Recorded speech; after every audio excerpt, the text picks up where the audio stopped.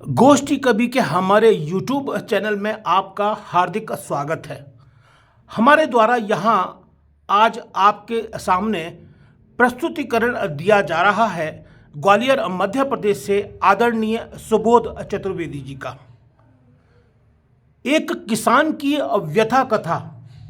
यह एक सामाजिक समस्या है जो आज गांव-गांव में देखी जाती है।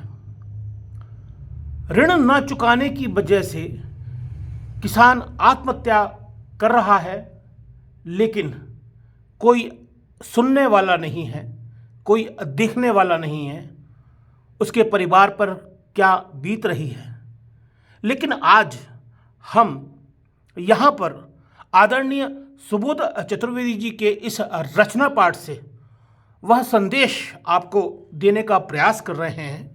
तो सुनते हैं आदरणीय चतुर्वेदी मैडम को। नमस्कार।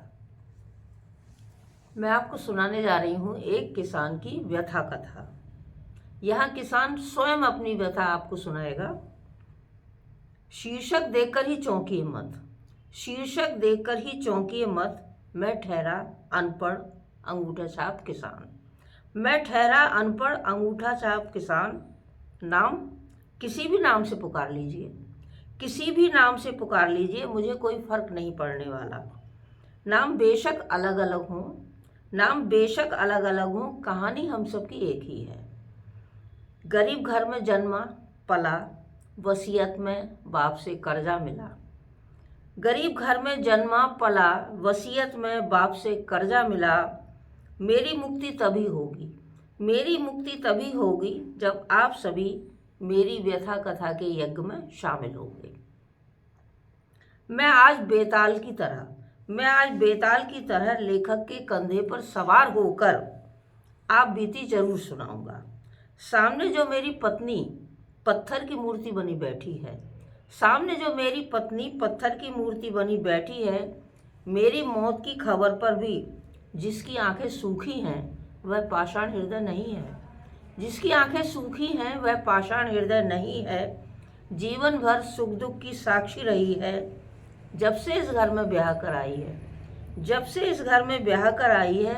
आंसुओं से सहोदर सा नाता है उसका। इस वक्त उसकी आंखें सूखी हैं तो क्या, इस वक्त उसकी आंखें सूखी हैं तो क्या, पूरी जिंदगी पड़ी है रोने के लिए। यह मेरी बेटी कम्मो है, यह मेरी बेटी कम्मो है जो मृत देह पर पछाड़ खा रही है। कल शाम कुएं की जगत पर उदास बैठी थी, न जाने क्या क्या सोच रही थी, न जाने क्या क्या सोच रही थी। 20 बरस से ऊपर की हो गई, मैं कब उसके हाथ पीले कर पाया। 20 बरस से ऊपर की हो गई, मैं कब हाथ पीले कर पाया। जिस जिस दरवाजे पर गया निराश होकर लौटा, जिस जिस दरवाजे पर गया निराश होकर लौटा। उसका मुंह बड़ा, मेरा हाथ छोटा था। 2 वक्त की रोटी का नहीं था ठिकाना। आप ही बतलाएं, आप ही बतलाएं, दहेज की रकम कहाँ से लाता। बेटी कुएं में कूदे उससे पहले मैंने ही कुएं में छलांग लगा दी। बेटी कुएं में कूदे उससे पहले मैंने ही कुएं में छलांग लगा दी। बेटा 12 बरस का था, न जाने किसके बहकावे में घर से भाग गया। पता नहीं किस गांव गया, किस शहर गया, जिंदा भी है या मर खप गया। सीने पर पत्थर रखकर वक्त काट रहा था। कल दरोगा ने पकड़कर बुलवाया, कल दरोगा ने पकड़कर बुलवाया। हुई खूब मेरी पिटाई, साथ ही धमकाया। मेरी जवान बेटी उसकी निगाह में चढ़ गई थी, मेरी जवान बेटी उसकी निगाह में चढ़ गई थी। आप ही बताएं, जीते जी भला बेटी का सौदा कैसे कर पाता। वसीयत में बाप से कर्जा ही पाया था, सुरसा के मुंह की तरह, जिसका ब्याज बढ़ता गया। आप ही बताएं कहाँ से चुकाता। मैं बहुत बड़ा कायर निकला जनाब, मैं बहुत बड़ा कायर निकला जनाब। सबको राम भरोसे छोड़ आया हूँ। वह मेरा 3 बरस का मुनुआ पतीली में चिपकी बासी भात खा रहा है। वह अबोध क्या जाने, वह अबोध क्या जाने घर पर कैसी विपदा आई है। जीने की कोई वजह भी नहीं बची थी, जीने की कोई वजह भी नहीं बची थी। मरने के तो कितने बहाने थे। मैंने ठीक किया ना हुजूर, मैंने ठीक किया ना हुजूर, मेरी जगह आप होते तो क्या करते? चुप क्यों हैं? बतलाइए ना हुजूर, कुछ तो बतलाइए हुजूर। Thank you. तो अभी आप सुन रहे हैं यहाँ पर आदरणीय सुबोध चतुर्वेदी जी को, और सुनते हैं उनका अगला रचना पाठ। अगली कविता है विदा होती बेटियां। विवाह होकर जब घर से बेटियां चली जाती हैं, उस वक्त उस घर की क्या स्थिति होती है, वही मैंने बतलाया है। घर से जब विदा होती हैं बेटियां, घर से जब विदा होती हैं बेटियां, कोने कोने से सन्नाटा बोलता है, फिर भी कानों में गूंजती है उनकी पदचाप, फिर भी कानों में गूंजती है उनकी पदचाप।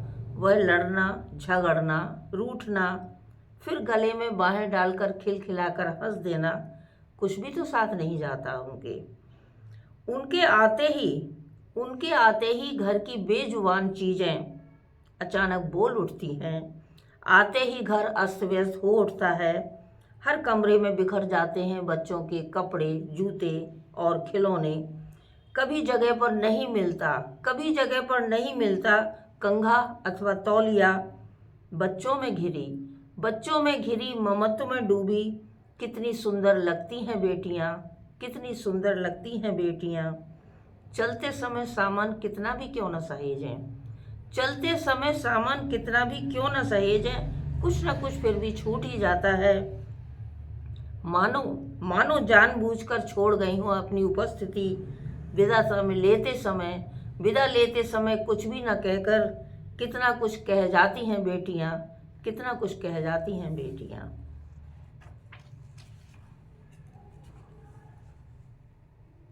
अगली कविता अपना घर। जब बचपन हो रहा था विदा, दुनिया की नज़रों में वह बड़ी हो रही थी। जब बचपन हो रहा था विदा, दुनिया की नज़रों में वह बड़ी हो रही थी। अचानक उसके चारों ओर खींच दी गई दीवारें, अचानक उसके चारों ओर खींच दी गई दीवारें। उसे उठने बैठने का सलीका सिखाया जाने लगा। एक दिन उसे पराए घर जाना है, एक दिन उसे पराए घर जाना है, बात बात में उसे जतलाया जाने लगा। वह बौखला उठती, माँ क्या यह घर मेरा नहीं है? नहीं बेटी, लड़की तो पराया धन है। माँ जवाब देती, नहीं बेटी, लड़की तो पराया धन है।